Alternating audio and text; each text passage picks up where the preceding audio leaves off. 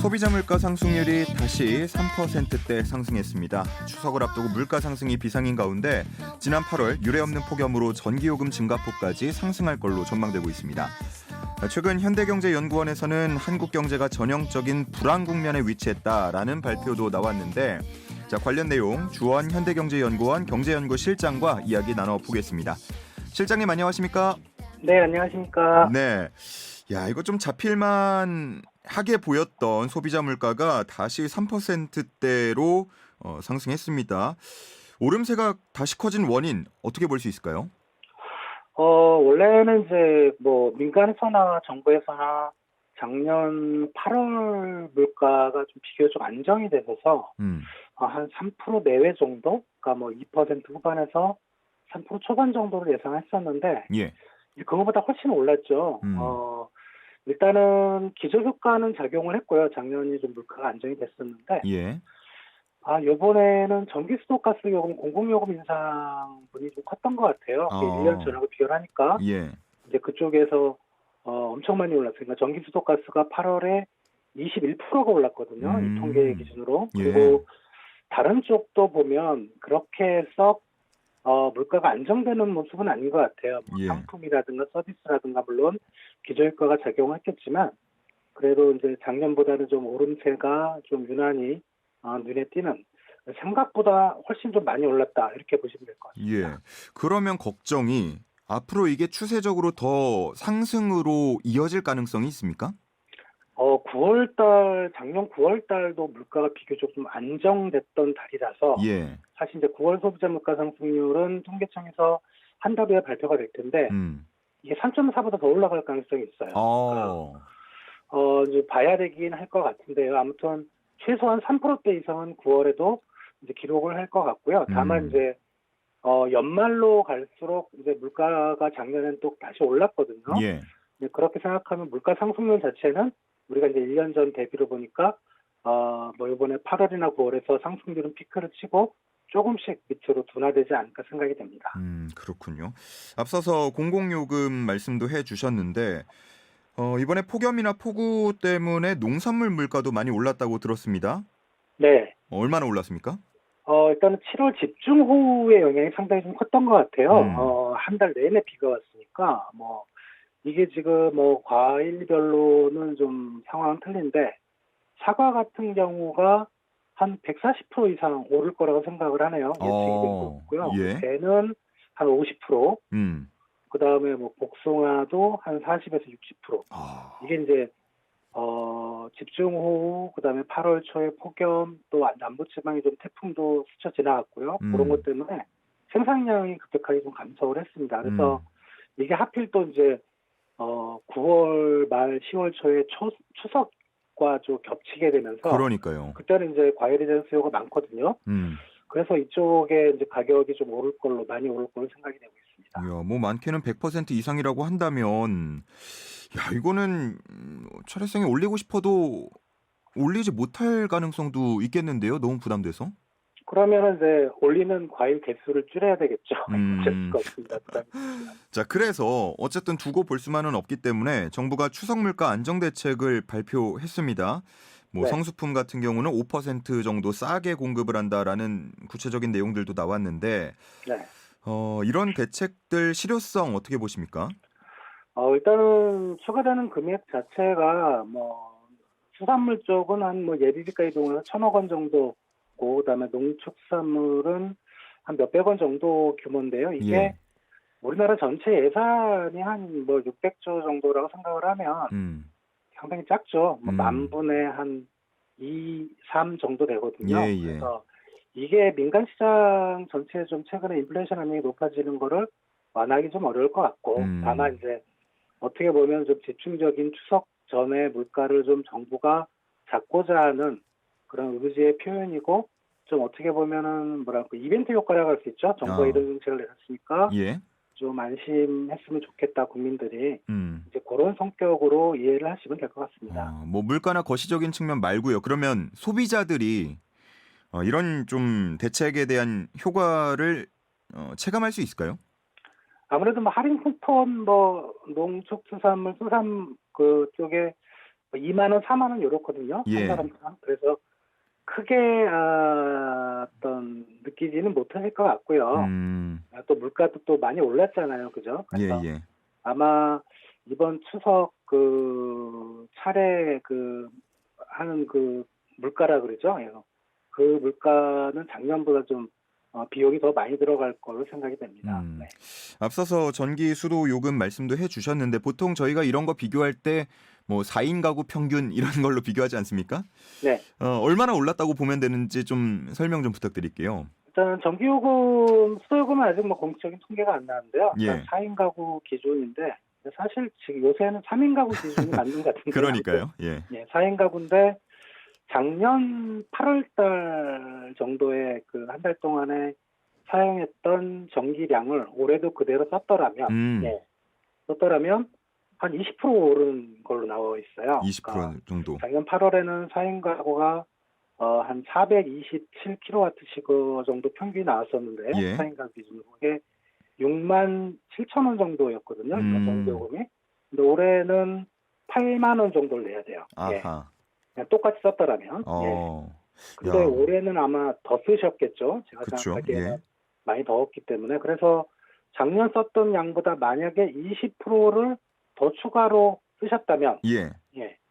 아까 동일할 때는 8만 원이었는데 11만 6천 원을 내야 됩니다. 어우, 그러면은 거의 100 수준이 되겠네요. 그렇죠. 작년이 한 6만 7천 원 정도니까요. 이야, 부담이 좀 상당할 것 같은데 그래서 한 자영업자가 나 이거 월세 72만 원 내는데 전기요금이 77만 원 나왔다. 이런 글을 커뮤니티에 올려서 주목을 받기도 했습니다.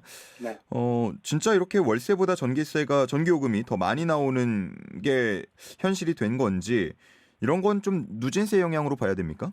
누진세 영향이 가장 큰 것 같아요. 이게 이제 여름철에 그 전기 사용량이 그 누진세 그 경계에 딱 걸리는 가구가 상당히 많거든요. 예. 그냥 거기서 조금만 더 써버리면 이제 누진세가 적용이 되는 거고.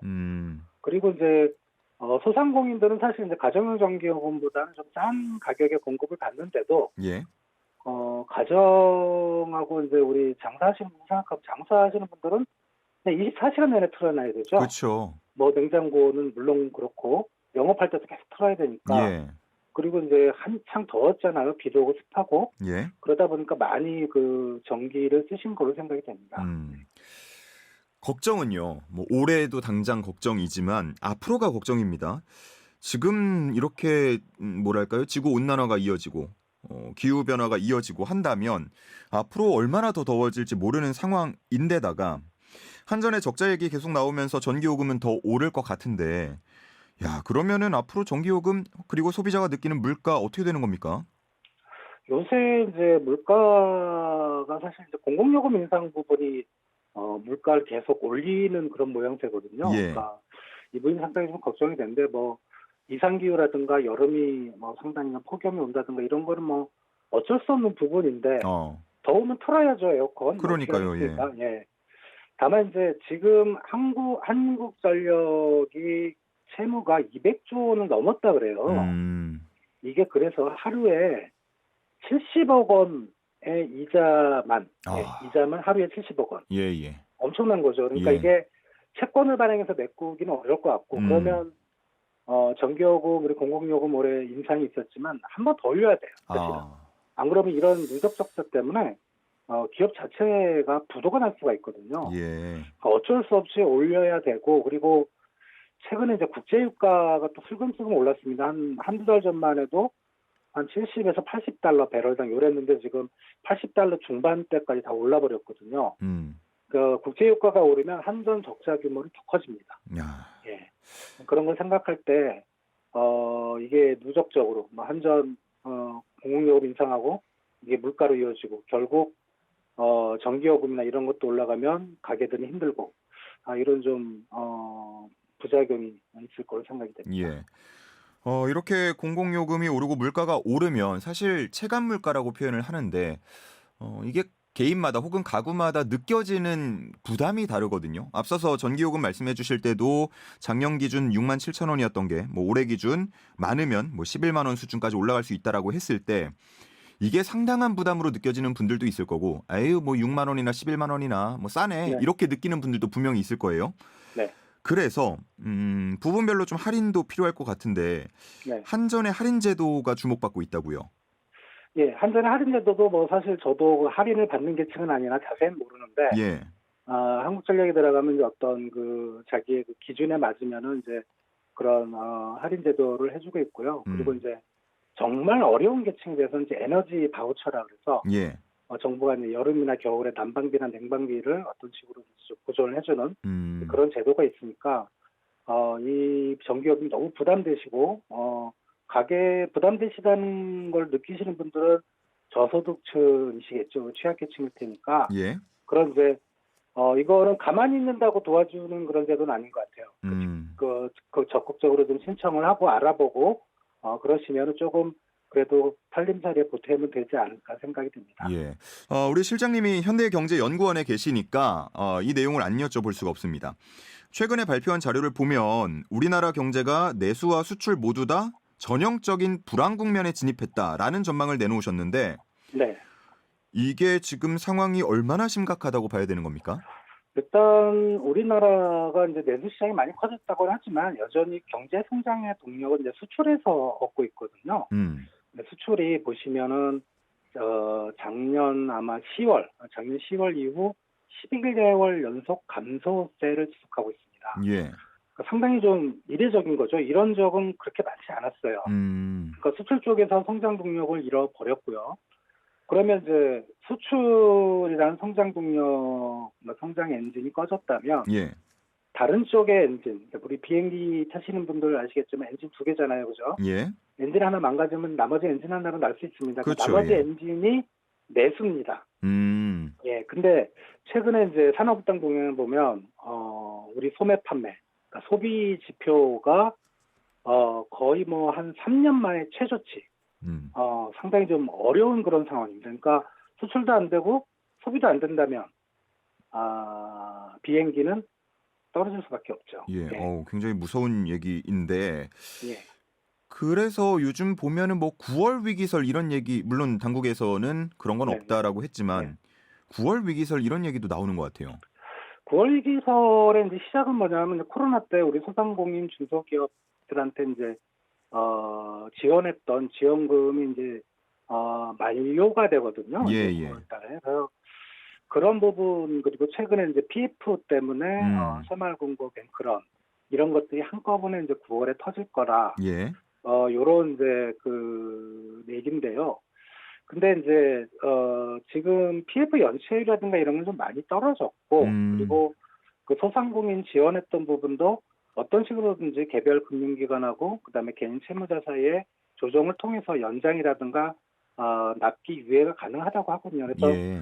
9월 위기설은 좀 너무 나간 것 같고, 어. 예, 그렇지만 그런 금융시장의 불안은 여전하고요. 음. 그게 뭐 제 개인적인 의견이지만 만약에 그게 어떤 그쪽에서 문제가 생긴다면 9월보다는 보통 연말에 이제 자금의 전환이라든가 이동이 많기 때문에 예. 올해 연말이나 내년 초일 가능성이 오히려 더 높습니다. 그러니까 아. 요번 9월은 뭐 물론 터질 수도 있지만 제 개인적으로 말씀드리면 안심하고 넘어가셔도 될 것 같습니다. 예. 내수와 수출이 모두 좀 부진하다라는 말씀을 해 주셨는데 지금 환율 상황은 어떻습니까? 우리에게 유리합니까? 환율은 이제 전통적으로는 이제 올라가면 유리한 거죠. 그러니까 우리 예. 수출 가격 경쟁이 생겨서 유리한 건데, 근데 이제 아까 말씀드렸다시피 수출이 11개월 연속 감소니까 음. 지금 환율이 뭐 1,300원대 위에 상당 기간 오랫동안 있는데 뭐 수출에 별 영향을 못 미치는 것 같죠. 예. 그렇군요. 오히려 이렇게 환율이 높아지면 즉각적으로 우리가 좀 불리해지는 게 있는데 예.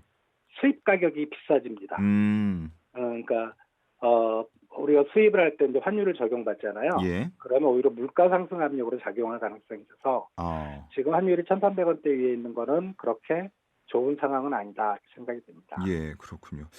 참 뭐 여러모로 어려운 상황인 것만은 분명할 것 같습니다.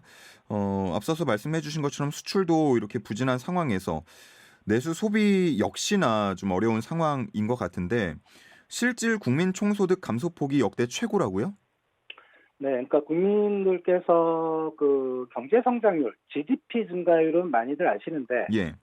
그거는 이제 전분기 0.6% 플러스가 나왔는데 실질 국민 총소득이라는 개념은 약간 좀 생소하신 분들이 계신 것 같아요. 네네. 그건 뭐냐면 우리 이제 GDP 경제 성장률 쪽에서 이게 교육 조건이 악화되는 부분 뭐 이런 것들을 뺍니다. 그러니까 어떻게 보면 이름 그대로 국민 총소득 아까 건 생산이고 예. 국민 총소득이란 우리 국민들이 실제로 벌어들인 소득 개념을 이해하시면 되는데 이게 2분기가 마이너스 0.7% 1분기 대비 감소를 해버렸습니다. 예. 그러니까 이게 뭐냐면 가장 큰 원인은 뭐 그 기업들 간의 송금 부분도 있긴 한데 부차적인 원인이 뭐가 있냐면 우리 수출 가격이 많이 떨어졌어요. 반도체 쪽에서. 그리고 수입 가격은 여전히 좀 높은 수준입니다. 여기서 이제 마이너스가 돼버리는 거죠. 그래서 이게 국민 총소득 증가의 중요한 이유는 이제 앞으로 소비가 어떻게 될 건가를 나타내주는 선행 지표로 우리가 해석할 수 있거든요. 아, 예. 그러니까 총소득, 국민 총소득이 감소했다. 그러면 쓸 돈이 없다. 앞으로 소비가 그렇게 좋지 않겠구나. 이렇게 해석하시면 될 것 같습니다. 그렇군요. 알겠습니다. 이렇게 말씀해 주신 대로 내수와 수출 모두 다 어려운 상황인데 이제 마지막으로 그렇다면 이 침체를 빠져나갈 수 있는 돌파구는 무엇일지 들으면서 마무리하겠습니다. 가장 크게는 이제 거시 정책을 정부에서 써주면 되는데 경기 정책, 그러니까 통화 정책에서는 금리를 내리고 재정 정책에서 추경을 편성해주면 좋은데 예. 통화 정책이나 재정 정책이 지금 다 손발이 좀 묶여 있습니다. 그러니까 이런 부분은 어쩔 수 없고요. 다만 이제 수출 쪽에서 우리가 성장 동력을 찾고 있으니까 중국이 안 되면 이제 다른 쪽 시장을 좀 찾아야 될 것 같아요. 지금 인도나 동남아 쪽은 상대적으로 양호하니까 정부나 기업들이 그쪽으로 좀 수출 시장을 다변해야 될 필요가 있고요. 그리고 수출이 역시 좀 침체가 장기화될 거라면 소비가 받쳐줘야 됩니다. 받쳐줘야 되면 제가 뭐 정부를 두둔하는 건 아닌데 요번에 임시공휴일 지정하면서 추석 민생 대책 내놓은 거 그거는 잘한 것 같아요. 타이밍 맞게. 예.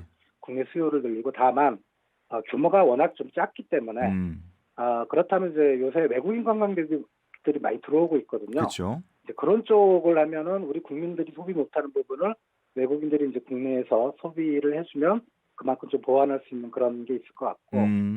그리고 마지막으로는 역시 경기를 살리는 거는 기업 투자입니다. 예. 민간 기업에 투자를 하게 되면 그게 설비가 확장이 되고 고용도 유지가 되고 고용도 확장이 되고 소비로 이어지거든요. 그래서 최근에 정부가 이제 기업들에 대한 어떤 투자 관련 규제를 완화하고 있는데 이런 거를 좀 속도를 높여서 경기 침체를 보완했으면 합니다. 알겠습니다. 자, 오늘 좋은 말씀은 여기까지 듣겠습니다. 주원 현대경제연구원 경제연구 실장과 함께했습니다. 고맙습니다. 감사합니다.